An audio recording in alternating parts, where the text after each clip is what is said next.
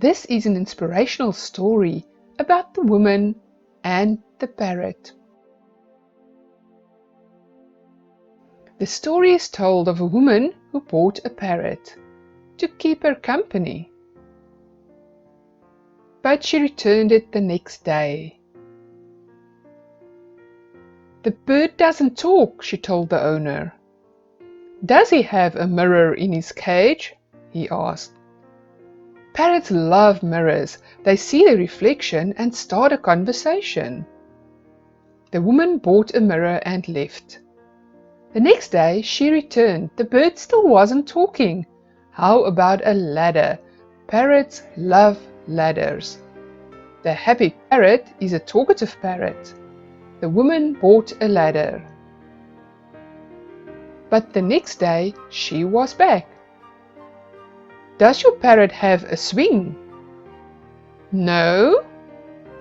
"Well, that's the problem. Once he starts swinging, he'll talk up a storm." The woman reluctantly bought a swing and left. When she walked into the store the next day, her mood had changed. "The parrot died," she said. The pet store owner was shocked. "I'm so sorry. Tell me, did he ever say anything?"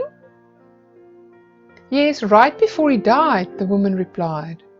In a weak voice, he asked me, "Don't they sell any food at that pet store?" Sometimes we forget what's really important in life. We get so caught up in things that are good while neglecting the things that are truly necessary. We've got to provide the family with a nice house. And of course, we've got to have at least 2 cars. And to make everybody truly happy, we need the latest smartphone. But if we're not careful, we'll make the mistake of thinking those and many other such things are the things that bring us satisfaction and meaning. Thanks for watching.